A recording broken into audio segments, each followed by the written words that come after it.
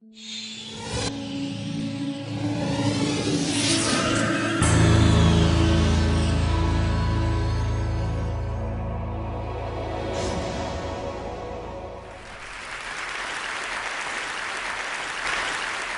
was born in Switzerland and raised in Ghana, West Africa. Ghana felt safe to me as a child. I was free, I was happy. The early 70s marked a time of musical and artistic excellence in Ghana. But then by the end of the decade, the country had fallen back into political instability and mismanagement. In 1979, I witnessed my first military coup. We, the children, had gathered at a friend's house, and it was a dimly lit shack. There was a beaten-up black and white television flickering in the background, and former head of state and general was being blindfolded and tied to the pole. The firing squad aimed, fired, the general was dead. Now this was being broadcast live, and shortly after, we left the country and we returned to Switzerland. Now, Europe came as a shock to me, and I think I started feeling the need to shed my skin in order to fit in. I wanted to blend in like a chameleon. I think it was the tactics of survival. And it worked, or so I believed.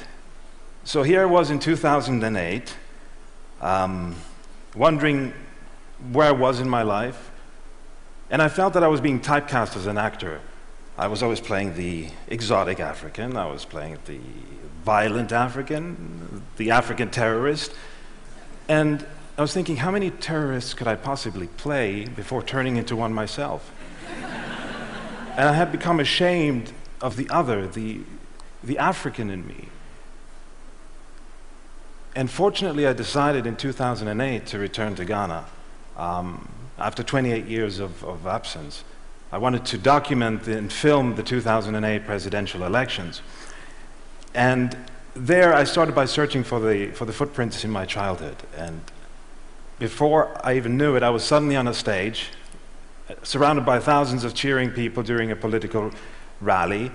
And I'd realized that when I left the country, free and fair elections in a democratic environment were a dream. And now that I returned, that dream had become reality, though a fragile reality. And I was thinking, was Ghana searching for its identity like I was looking for my identity? Was what was happening in Ghana a metaphor for what was happening in me? And it was as if through the standards of my Western life, I hadn't lived up to my full potential. I mean, nor had Ghana, even though we had been trying very hard. Now, in 1957, Ghana was the first sub-Saharan country to gain its independence. In the late 50s, Ghana and Singapore had the same GDP. I mean, today, Singapore is a first world country, and Ghana is not. But maybe it was time to prove to myself, yes, it's important to understand the past. It is important to look at it in a different light, but maybe we should look at the strengths in our own culture and build on those foundations in the present. So here I was, December 7th, 2008.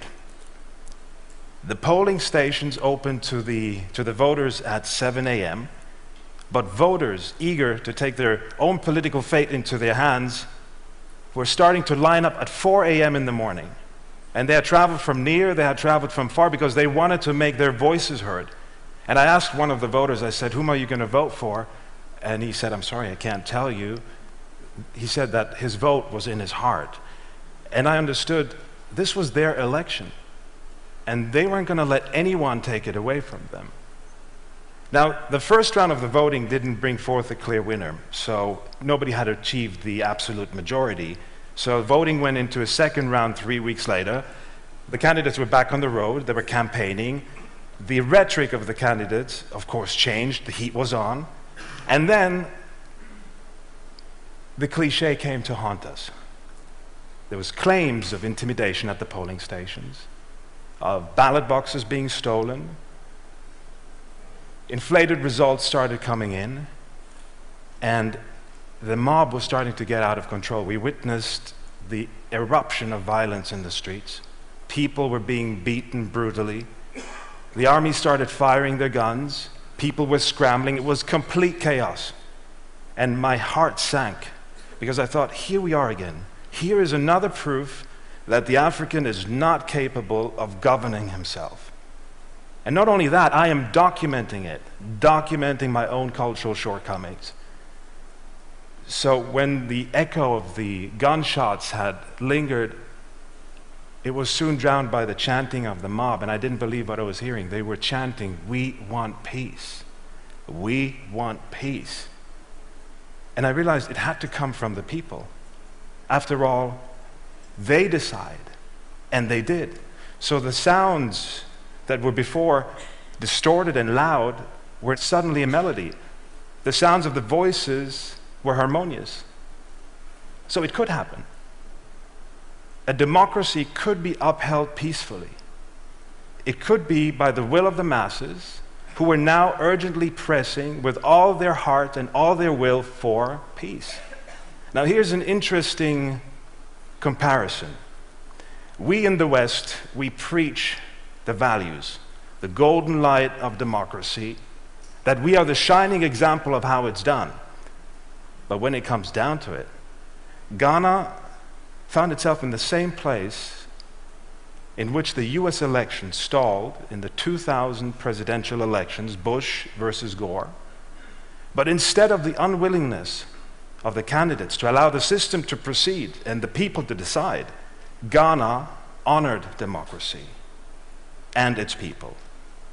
It didn't leave it up to the Supreme Court to decide, the people did. Now, the second round of voting did not bring forth a clear winner either. I mean, it was so incredibly close. The Electoral Commissioner declared, with the consent of the parties, to run an unprecedented second rerun. So the people went back to the polls to determine their own president, not the legal system. And guess what? It worked. The defeated candidate gave up power and made way for Ghana to move into a new democratic cycle. I mean, at the absolute time for the absolute need of democracy, they did not abuse their power. The belief in true democracy and in the people runs deep, proving that the African is capable of governing himself. Now, the uphill battle for Ghana and for Africa is not over, but I have proof that the other side of democracy exists and that we must not take it for granted.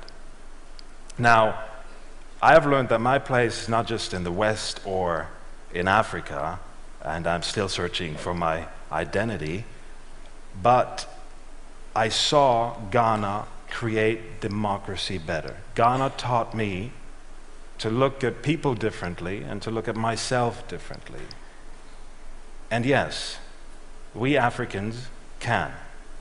Thank you.